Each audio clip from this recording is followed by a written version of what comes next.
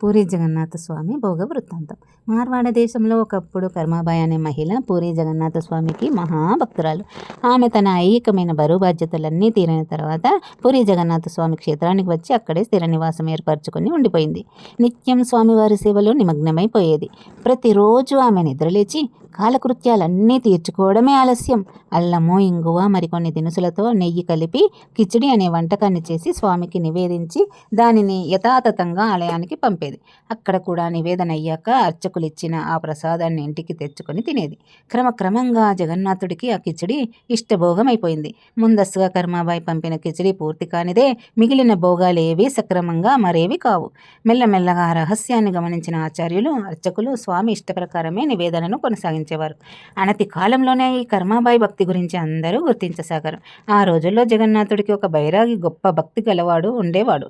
ఆ బైరాగి పిలిచిన వెంటనే స్వామి పలుకుతాడు అని ప్రతీతి. అటువంటి భక్తుడైన ఆ బైరాగి కర్మాబాయి గురించి విని ఆమెను కలవాలని తన పూరి యాత్ర సందర్భంగా అనుకున్నాడు. ఆమెను దర్శించడానికి వెళ్ళాడు. ఆమె కిచిడి చేసే పద్ధతి ఆ బైరాగికి నచ్చలేదు. ఒక మడి ఆచారం ఏమీ లేకుండా వండేస్తున్న పద్ధతి నచ్చలేదు. ఆ ఇంట్లోనే వండి అక్కడే స్వామికి నివేదన చేసి అదే పదార్థాన్ని జగన్నాథ స్వామి ఆలయానికి పంపడం అతనికి నచ్చలేదు. ఆ బైరాగి కర్మాబాయికి ఆచార వ్యవహారాలు బోధించాడు. ఇంట్లో నివేదించిన పదార్థాన్ని అలా గుడికి పంపొద్దు అని చెప్పాడు. మడి కట్టుకొని వంట చేయాలని చెప్పాడు. అమాయకురాలైన కర్మాబాయి అవన్నీ విని కలవరపడింది. తాను ఇన్నాళ్ళు తప్పు చేశాను అని అనుకుంది. ఆ బైరాగి చెప్పినట్టే పాటిస్తాను అని అనుకుంది. మర్నాడు నిద్రలేచి కాలకృత్యాలు తీర్చుకొని శుచిగా స్నానం చేసి కొంచెం కిచిడి చేసి ఇంట్లో స్వామికి నివేదన చేసింది. గుడికి పంపడానికి మడి కట్టుకొని వేరేగా ప్రత్యేక వంటకం చేయడానికి సిద్ధపడుతుంది. సరిగ్గా అప్పుడే ఒక సాధువు ఆమె ఇంటి ముందర నిలబడి ఆకలికి తాళలేకపోతున్నాను అని ఏముంటే అది ఇంత ఆహారం పెట్టమని వేడుకుంటున్నాడు. ఏదో ఒకటి తినకపోతే అక్కడే ప్రాణాలు వదిలేస్తాడేమో అన్నంత దీనంగా ఉన్నాడా సాధువు. కర్మాబాయికి ఏమీ తోచలేదు. గుడికి పంపే వంటకం ఇంకా తయారు కాలేదు.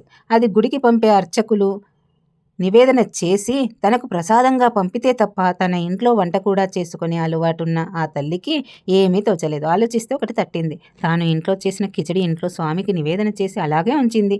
అది ఎలాగూ గుడికి పంపొద్దు. తాను గుడికి నివేదన పంపి అర్చకులు నివేదన చేసిన తర్వాత వచ్చే ప్రసాదం తప్ప ఏమీ ఇప్పుడు తినదు. కనుక ఆ కిచిడి ఆ సాధువుకి పెట్టేస్తా. అలా చేస్తే అతని ఆకలి తీరుతుంది, ఆ ప్రాణాలు నిలబడతాయి అని అనుకుంది. ఆ సాధువుకి ఇంట్లో స్వామికి నివేదన చేసిన కిచిడి వడ్డించింది.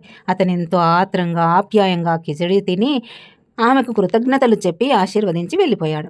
ఆ తర్వాత మడిగట్టుకుని గబగబా జగన్నాథ స్వామి ఆలయంలో ఇవ్వాల్సిన వంటను చేసి తానే తీసుకుని ఆలయానికి వెళ్ళింది. అర్చకులు బైరాగి తన గురించి ఎదురు చూస్తున్నారు. ఇంత ఆలస్యం ఏమిటమ్మా అని కించిత్ విసుక్కొని ఆ వంటను తీసుకుని స్వామికి అడ్డంగా ఉన్న తెర ముందర పెట్టి తెర తొలగించారు. ఒక్కసారి అందరూ ఉలక్కిపడ్డారు. స్వామి నోటికంతా కిచిడి అంటుకొని ఉంది.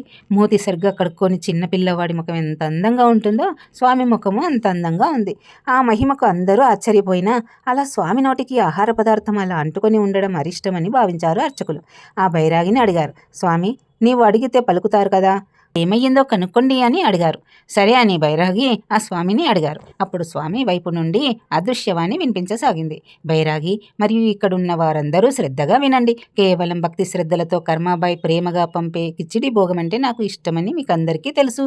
కానీ నిన్న నా ఇంకో భక్తుడైన ఈ బైరాగి ఆమె దగ్గరకు వెళ్ళి భక్తి శ్రద్ధలతో పాటు ఆచారాలు వ్యవహారాలు అంటూ నోరిపోస్తాడు.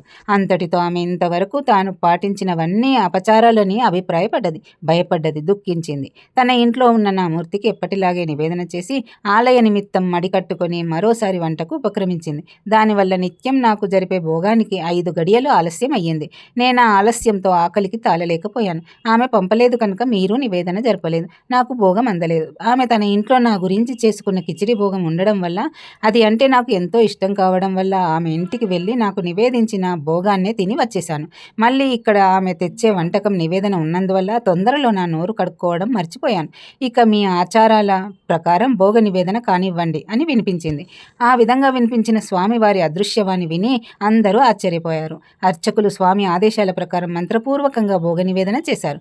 ఇంతటి పరిశుద్ధాత్మురాలికి ఆచార వ్యవహారాలు నేర్పబోయిన తన అవివేకానికి ఆ బైరాగి సిగ్గుపడిపోయాడు. వెంటనే జగన్నాథుడు జవాబిచ్చాడు, ఆ బైరాగికి అమాయకుడా, మనస్సు నాయందు లగ్నం కావడం కోసమే ఆ ఆచారాలన్నీ అవసరమే. కానీ ఎవరి మనస్సు సర్వం జగన్నాథం అని నాకే అర్పితం చేస్తారో వాళ్లకు ఆచార వ్యవహారాలతో నిమిత్తం లేదు. నాకు ఆమె జరిపే భోగాన్ని నేను అమృతపాయంగా స్వీకరిస్తుంటే మా ఇద్దరి మధ్యలో మడిబట్టలు ఎందుకయ్యా? ఎవరైనా సరే భక్తి శ్రద్ధ విశ్వాసాలతో నేను ఆరగించాలనే కోరికతో నివేదించే వాటిని నేను తప్పకుండా స్వీకరిస్తాను. భగవంతుని ఆజ్ఞ ప్రకారం కర్మాబాయి తన జీవితాంతం స్వామి నివేదనకు భోగం పంపించేది. ఆనాడే కాదు, ఈనాడు కూడా కర్మాబాయి జ్ఞాపకార్థం జగన్నాథుని గుడిలో స్వామి భోగాలలో కిచిడి భోగం బంగారు పల్లెంలో ఉంచి భోగం జరుపుతారు. ఎంత పావనమైన విషయం కదా. మనము త్రికరణ శుద్ధిగా భగవంతుడిని మనసులో నింపుకొని స్వామికి రోజు ఇంత వంటకాన్ని నివేదన చేస్తే స్వామి స్వీకరిస్తాడు. జై జగన్నాథ.